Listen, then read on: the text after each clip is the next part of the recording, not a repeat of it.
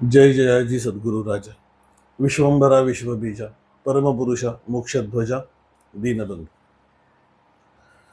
परंपरेप्रमाणे मंगल कार्याची सुरुवात गणेशाच्या स्तवनाने, शारदेच्या स्तवनाने आणि त्याच्यानंतर सद्गुरु स्तवन, मग कार्याला सुरुवात.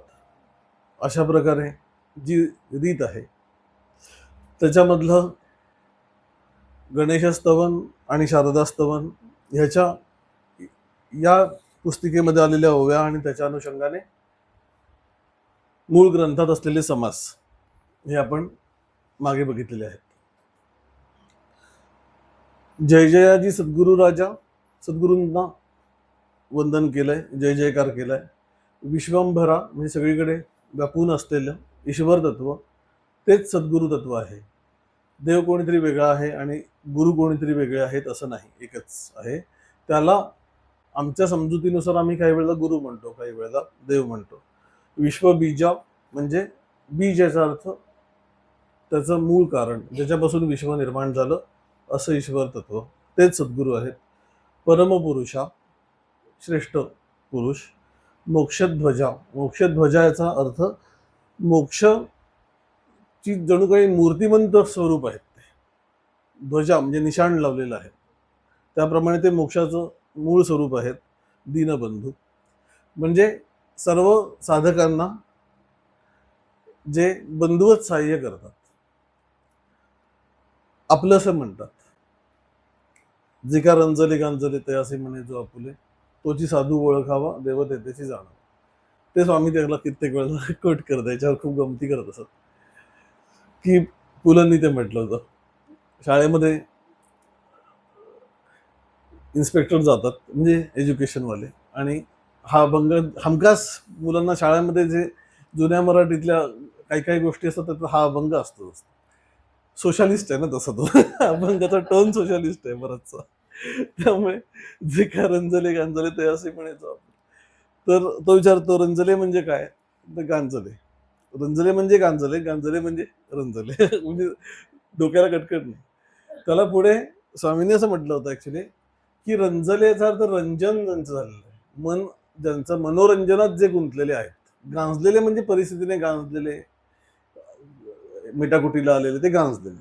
रंजलेले म्हणजे खूप जास्तीच एन्जॉय करतायत इतर गोष्टी, म्हणजे आपण जे काय रंजले गांजले मधले रंजले म्हणजे आपण, ज्यांना ईश्वराकडे जावं असं वाटत नाही, सारखं त्यांना बोलवावं लागतं केंद्रात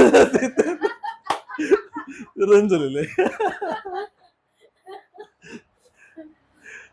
गांजलेले म्हणजे त्यांची काही परिस्थिती, काही अडचण असेल ते सगळ्यांना जो आपला म्हणतो तोची साधू ओळखावा.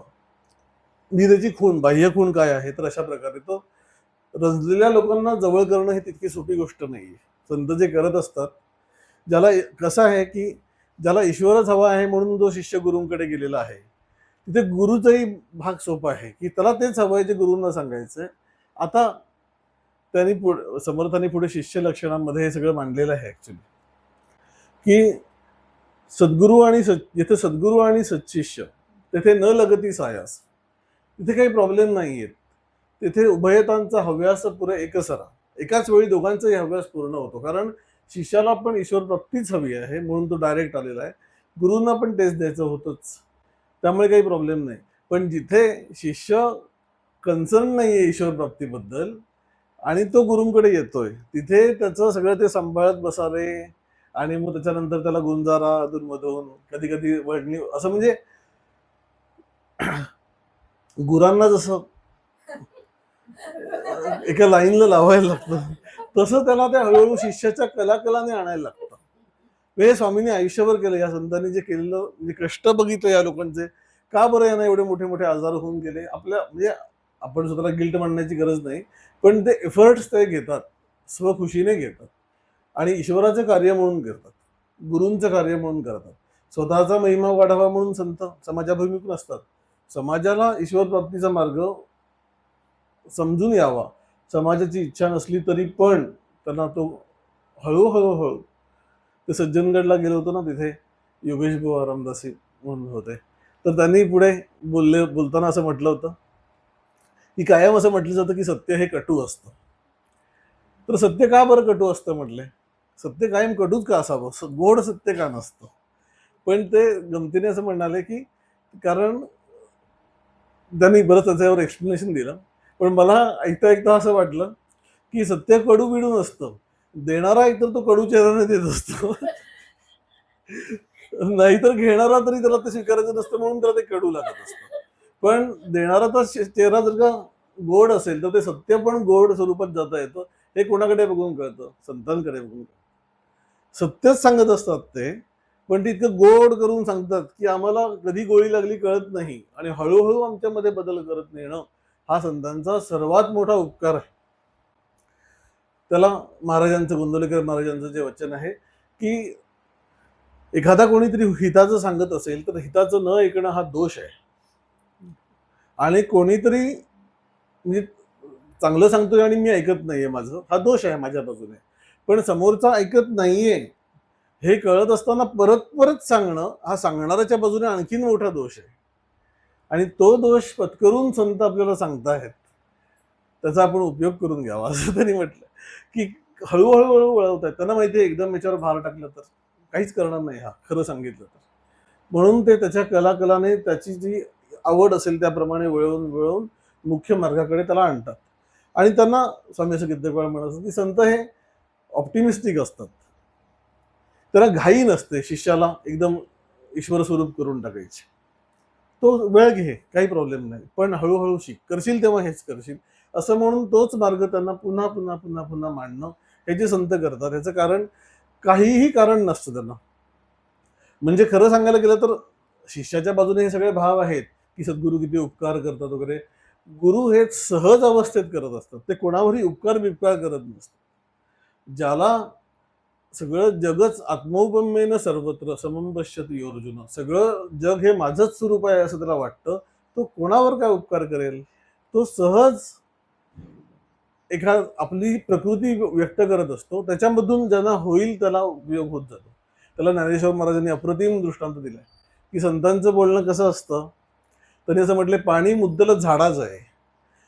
झाड आहे आपण लावलेलं, त्याला रोज पाणी घालतोय. का तर झाड जगवायचंय मला. पाणी मुद्दल झाडाचं आहे, तृणते प्रसंगेची जी आहे. आणि आजूबाजूला गवत वाढतं, ते लावलेलं नव्हतं. जगावं अशी याची इच्छा पण नाहीये. हा पाणी ओततोय झाडाला, पण त्याच्यात त्या झाडाला पाणी ओतण्याने बाजूचं सगळं गवत जगतं. तैसे एका बोललेल्याची होय सर्वाही हित. नुसतं कुठेतरी सांगितलं किंवा आपली अवस्था व्यक्त केली हित दुसऱ्यांना काही न करता. ज्ञानेश्वर महाराजांनी खूपच म्हणजे श्रवणाबद्दल वगैरे वापरलंय, की कसं असतं श्रवण करणं म्हणजे की आपली भूमिका इलेव्हेट करून मिळते. सत्संगाचा फायदा हा असतो. एरवी आमचं रुटीन असतं चाललेलं, काहीतरी आम्हाला वाटत असतं साधना-बिधना करावी. चांगलं संतांच्या सहवासात किंवा श्रवण ऐकल्या-ऐकल्या एकदम इलेव्हेटच होऊन जातं. रिचार्ज झाल्यासारखं. त्यांनी असं म्हटलंय, की रोग जरी साखरे जाय, म्हणजे मंत्रे जरी वैरी मरे. मंत्राने जर का वैरी मरत असता, एखाद्याला मंत्र पाठ आहे आणि वैरी केला, तरी वायाचं का बांधावी कटारे? मग कटार घेऊन फिरायची काय गरज आहे? जरी साखरेची रोग जाय, तरी का निंब प्यावा? साखरेने जर बरा होत असेल तर कडू कशाला खात बसतोस? त्यापासून तसं श्रवण कर. पटकन इलेव्हेट होऊन जाशील. धारणा क्लिअर होतात, चिंतन क्लिअर, आपोआप योग्य दिशा मिळते. आणि ते श्रवण ज्यांच्या मुखातून घडलेलं सर्वात सेफ आणि सर्वात इफेक्टिव्ह असतं ते म्हणजे सद्गुरू. म्हणून सद्गुरू शिष्याला काय देतात असं सांगता नाही येत की काय देतात. हे दिलं असं दाखवता येत नाही. प्रेम दिलं असं पण म्हणता येत नाही. हे म्हणजे डायलॉग झाले होते विवेकानंद. रामकृष्णांनी देह ठेवला होता आणि विवेकानंद आणि सगळे गुरुबंधू संन्यासी एकत्र राहत होते, साधना करत होते. तर त्यांच्या डिस्कशन्स होत असतात, वाद होत असतात कित्येक वेळा एकमेकात. प्रेम भरपूर होतं, पण तत्वाच्या संबंधी चर्चा करणे, संन्यासीच सगळे. तर त्याच्यावर अशी चर्चा चाललेली होती की प्रेम हे कधी कोणाला देता येत नाही असं कोणतरी म्हटलं, की हे प्रेम दिलं असं नाही होत. तर त्याच्यावर विवेकानंद म्हटले की मला ठाकूरांनी प्रेम दिलं होतं.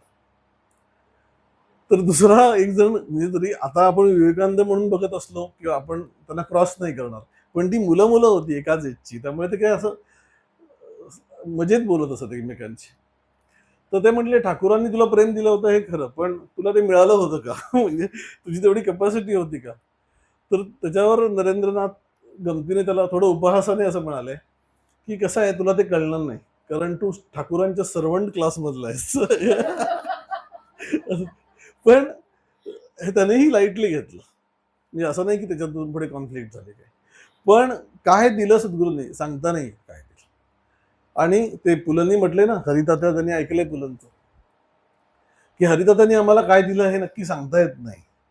पण कुठेतरी वेळ प्रसंगी दरवेळेला मुठी वळतील असं नाही, पण वेळ आल्यास वळू शकतील असा जो आत्मविश्वास आहे तो हरितात्यांनी आम्हाला दिला, असं ते जे म्हणतात.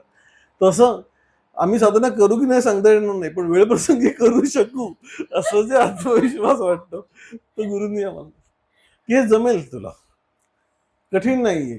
ह्या शब्दांनी बावरून जाऊ नकोस. समाधी, स्वरूपस्थिती तुझ्याही आवाक्यातलं आहे. करशील तर होईल, जमेल.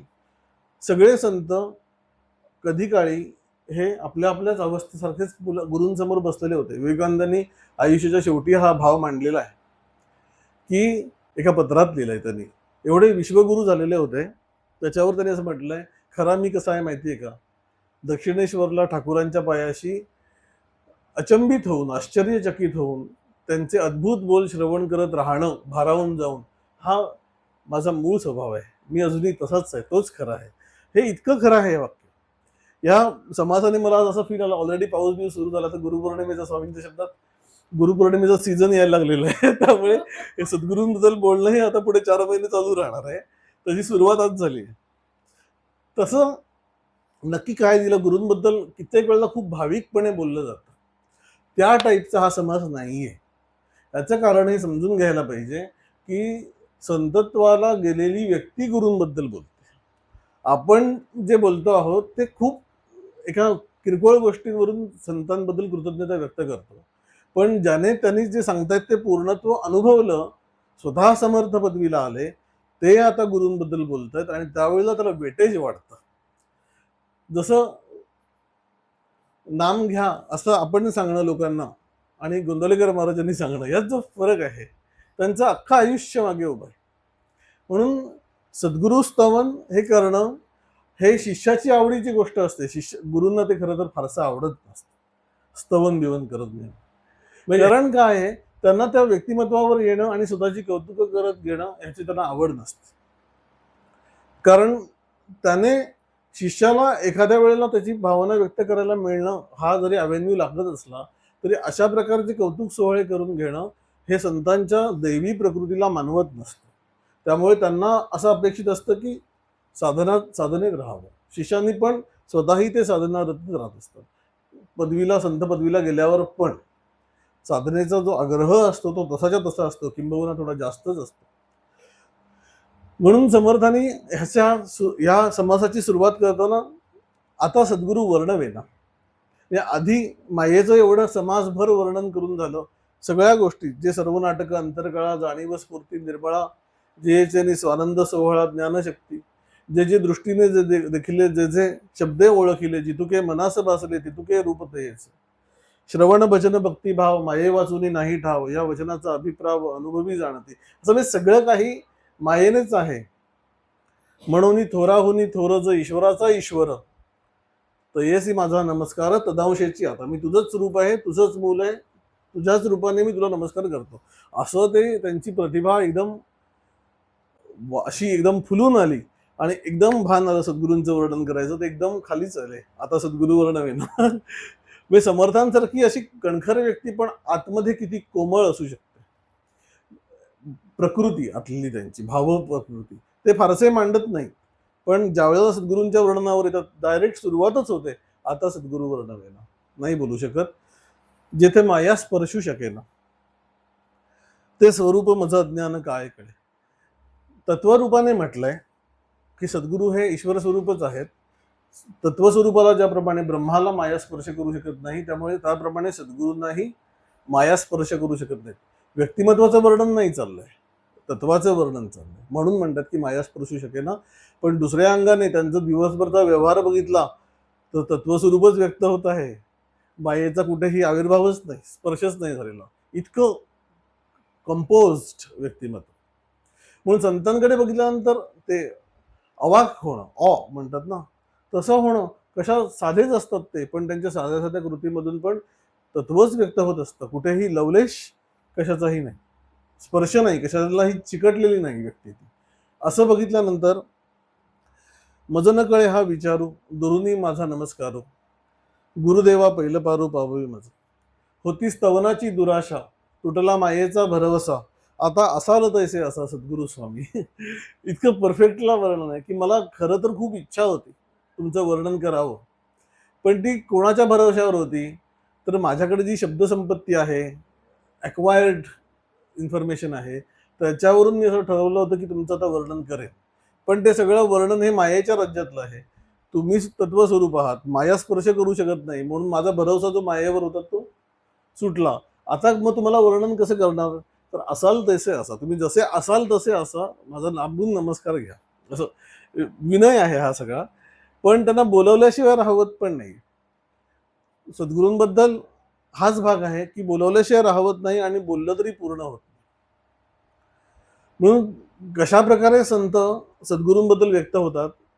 स्वामी विवेकानंदांनी आपल्या आयुष्यामध्ये जेवढी प्रवचनं केली, व्याख्यानं दिली, रामकृष्णांवर त्यांनी फक्त एकच व्याख्यान दिलेलं आहे फॉरेन कंट्रीमध्ये, आणि त्याचं माय मास्टर म्हणून ते इंग्लिशमध्ये झालेलं व्याख्यान आहे.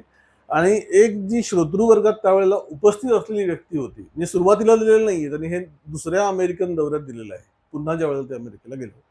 त्यामुळे he was a well non personality.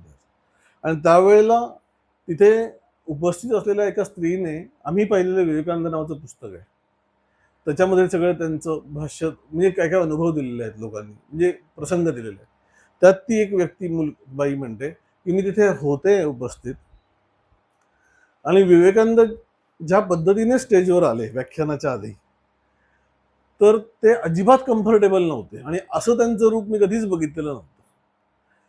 आणि अतिशय अवघड काम आपल्यावर येऊन पडलेलं आहे अशा भूमिकेत ते आलेले होते स्टेजवर. आणि ते व्याख्यान पण बघितलं ना, ते रामकृष्णांबद्दल फारसं काही बोलू शकलेलं नाही एकूण. ह्याचं कारण आतमध्ये भाव एवढा जास्ती आहे की हे मी व्यक्त नाही करू शकत आहे.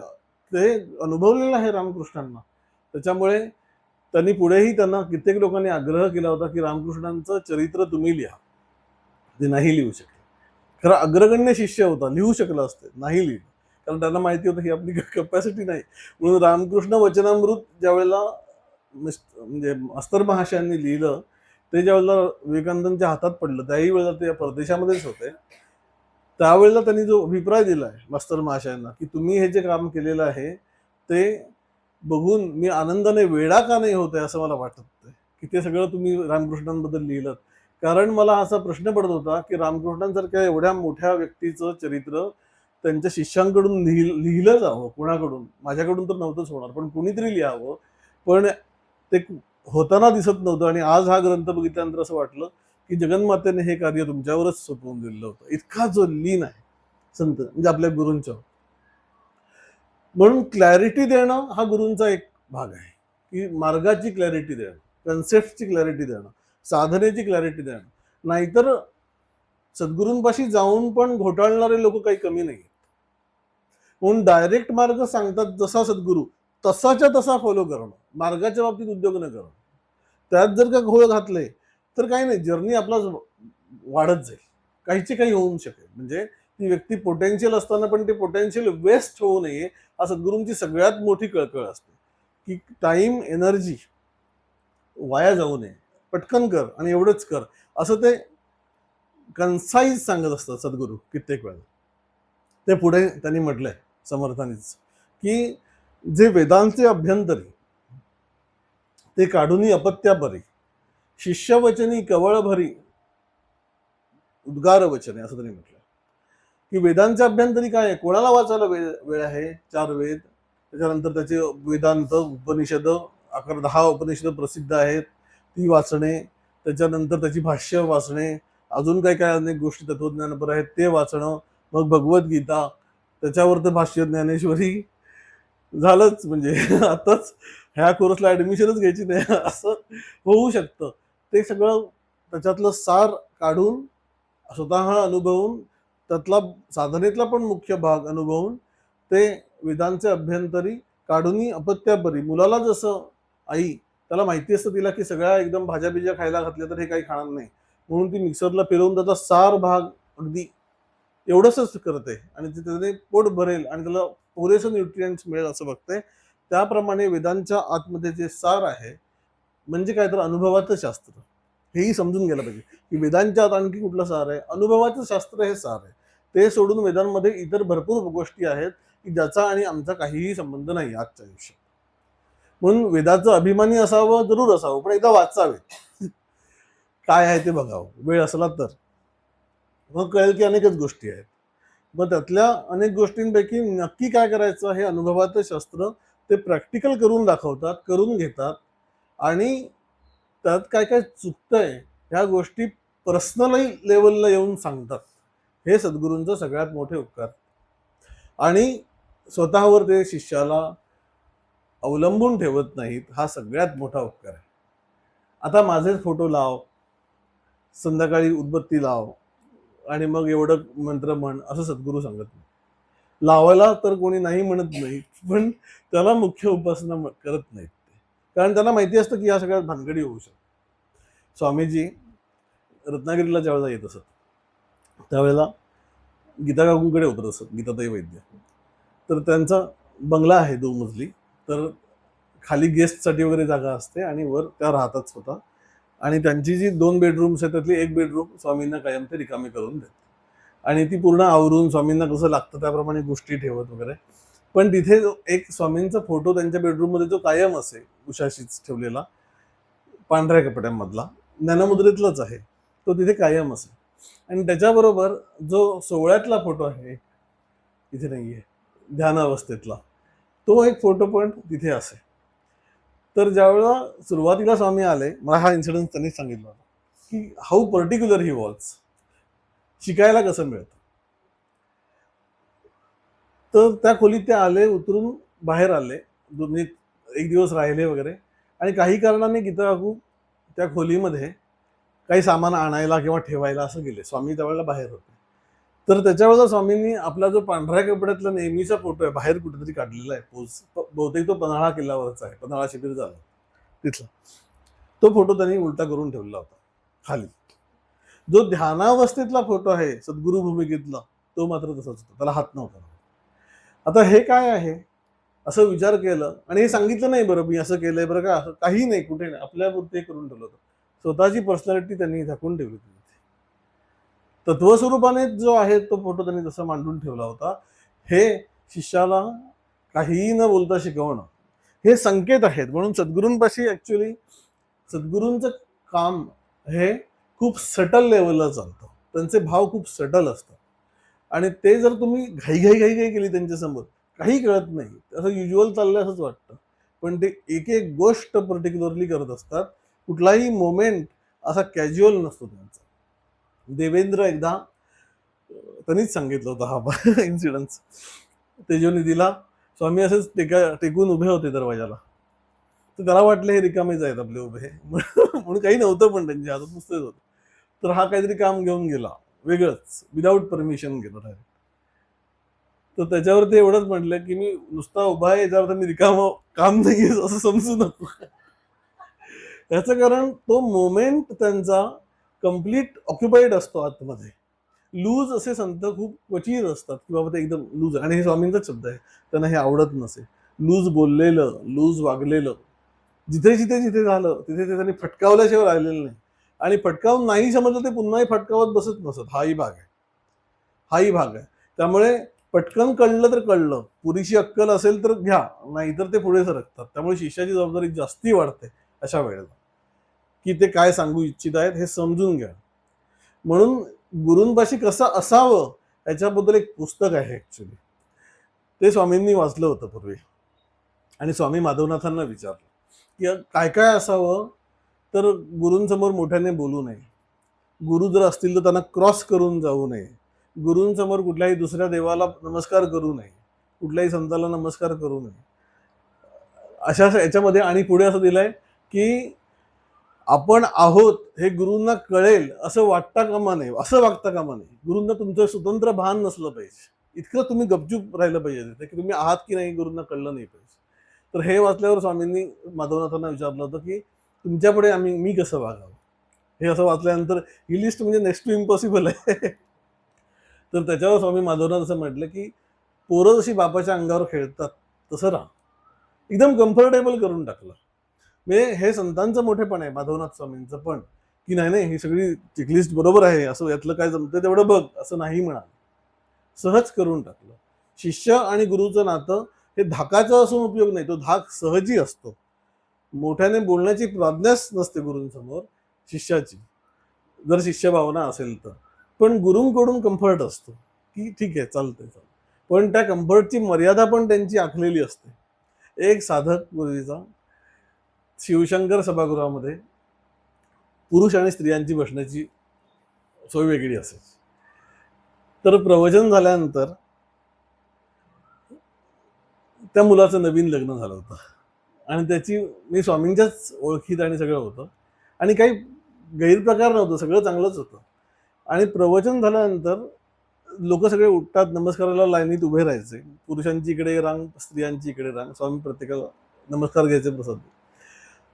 तर तो प्रवचन झाल्यानंतर त्या गर्दीत उठल्यानंतर जस्ट तिला भेटायला गेला, समोर न येता. हे स्वामींनी बघितलं आणि त्याला तिथेच बोलावून घेतलं आणि झापलं. आता आता हे इतकं सरप्राइझिंग होतं की अशा प्रकारे ते कधी ऍक्च्युली मध्ये पडत नसत अशा काही गोष्टींमध्ये, ते तेवढे मोकळीक देत असत. पण मर्यादा कुठे अमर्यादा होते हे गुरूंना ताबडतोब कळत असतं, लगेच एखाद्या इन्स्टन्समध्ये कळत असतं. त्याचं प्रेशर घ्यायची गरज नाही, पण अलर्ट राहायची गरज आहे. त्याने काय हानी होते? काही हानी होत नाही. गुरु कोपून काही शाब्दिक देत नाहीत, तुमची काय स्वरूपस्थिती आजची उद्यावर जात नाही. पण तुमचं एकूण वर्तन जे आहे ते किती कॅज्युअल आहे हा तुमचा अप्रोच साधनेमध्ये पण रिफ्लेक्ट. म्हणून गुरूंपाशी मर्यादा का सांभाळायची शिष्याने? तर ज्ञानग्रहणासाठीची ती तयारी दाखवली जाते, तो आदर. शाळेतल्या गुरूंना आम्ही एवढा आदर दाखवत नाही जेवढा सद्गुरूंना दाखवतो.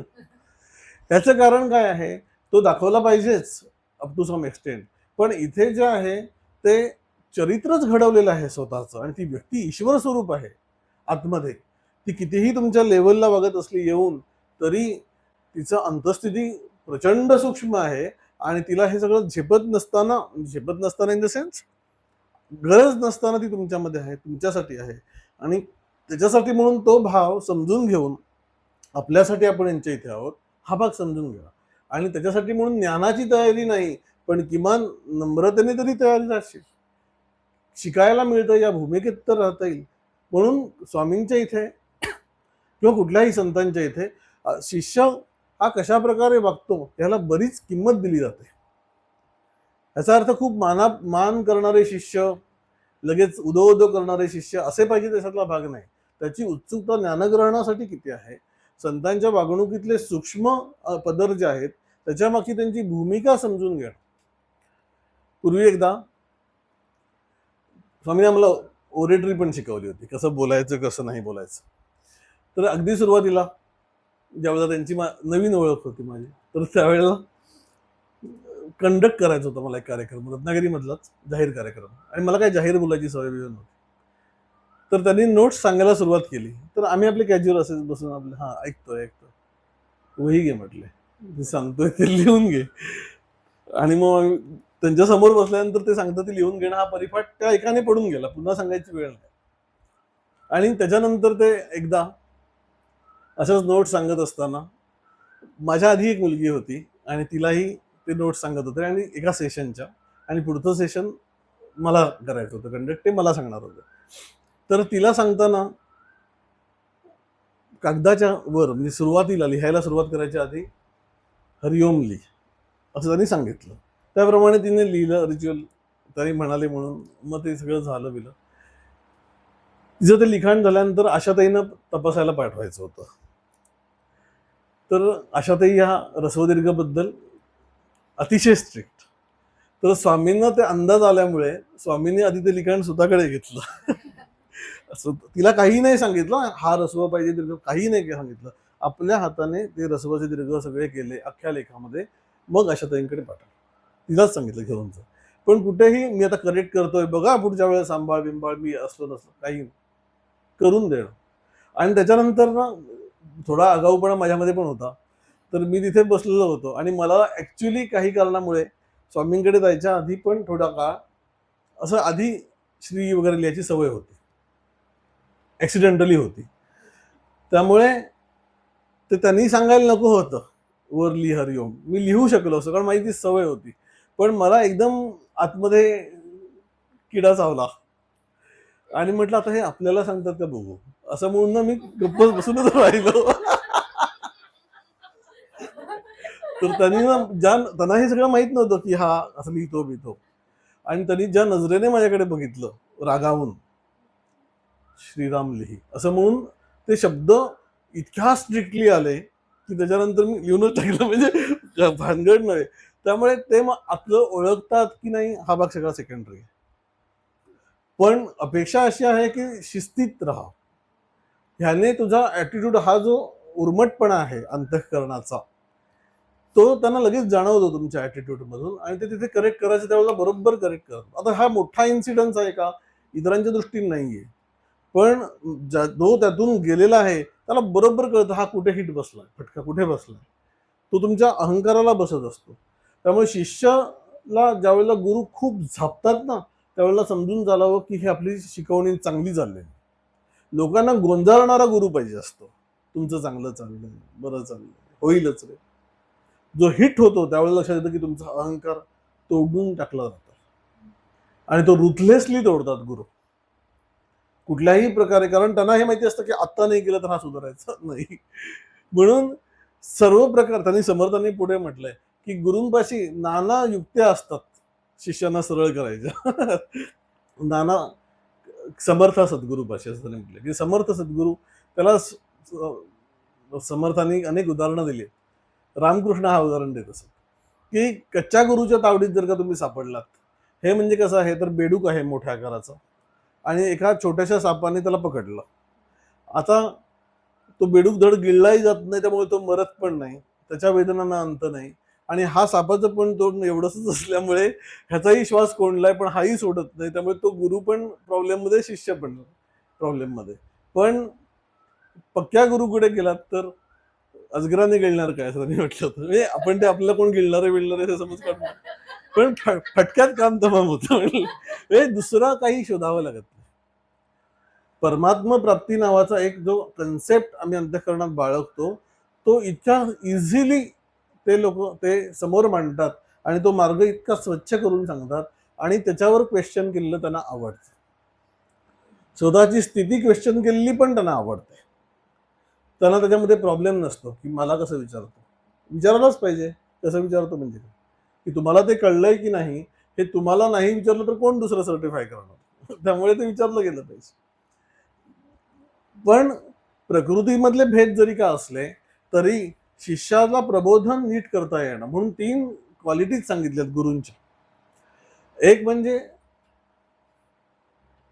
शास्त्रामध्ये जो पारंगत आहे तर शास्त्राचा अभ्यास झालेला पाहिजे, थोडाफार तरी, किमान अनुभूतीचं शास्त्र जे आहे ते त्याला माहिती पाहिजे विचारांनी. ब्रह्मानंदामध्ये तो डोलत असलेला पाहिजे, म्हणजे स्वतःला अनुभव पाहिजे. नुसता शास्त्रांचा अभ्यास पुरेसा नाही, त्याला स्वतः अनुभव पाहिजे. आणि तिसरं म्हणजे तो शिष्यांच्या प्रबोधनामध्ये समर्थ पाहिजे, म्हणजे त्याला ते मांडता आलं पाहिजे. या 3 क्वालिटीज ज्याच्यामध्ये असेल त्याला सद्गुरू मानतात.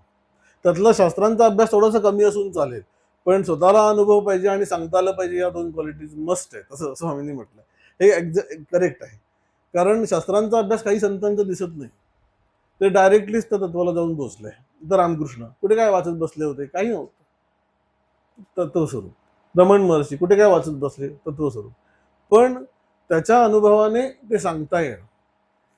अंबुराव महाराज फारसं काही शिकलेले नव्हते, आणि एकदा त्यांच्याकडे एक जण गहन संस्कृत कुठली तरी सूत्रबित्र घेऊन आलेला होता, आणि त्याचे अर्थ एक्सप्लेन करा असं त्यांना रिक्वेस्ट केली.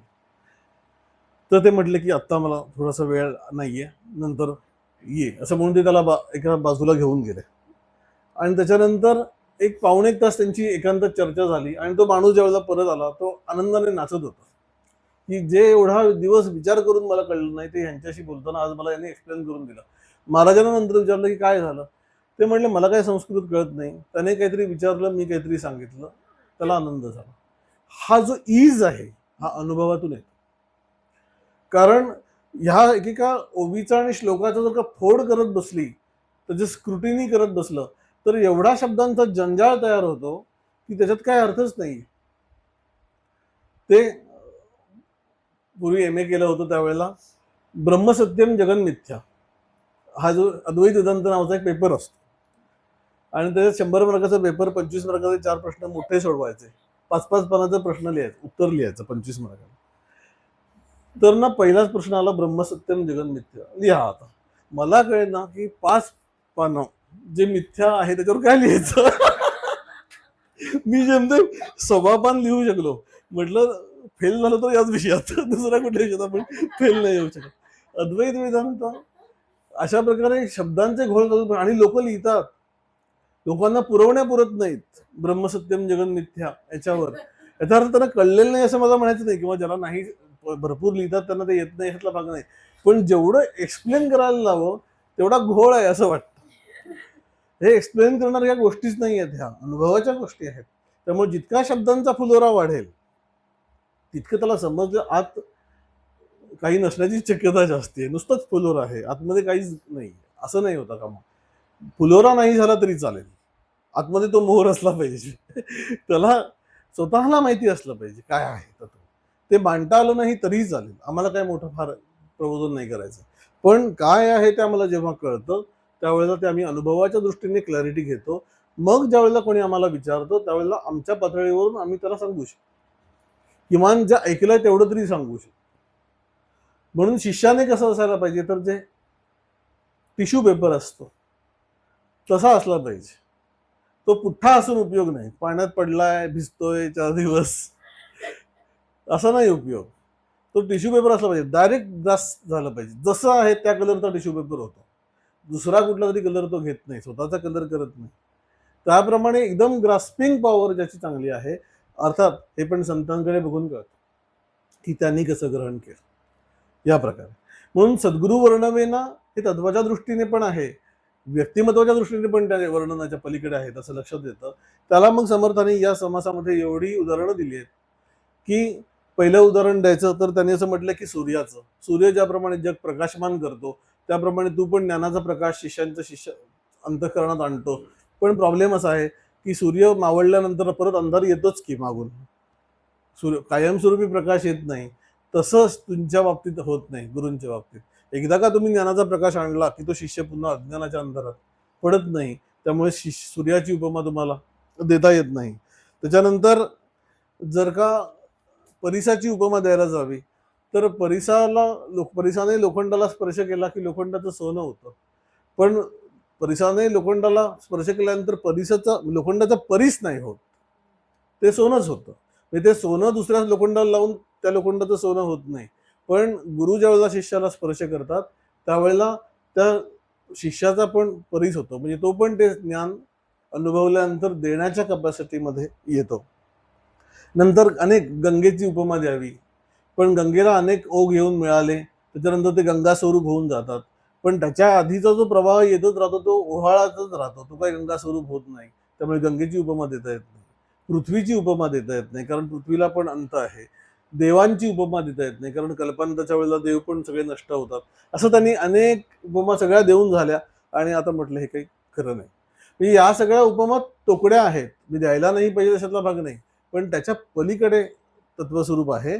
आणि ते अजून काल्पनिक गोष्टींच्या पण दिल्यात की तुम्हाला मग कल्पतरू म्हणावं का, तुम्हाला कोणी चिंतामणी म्हणावं का.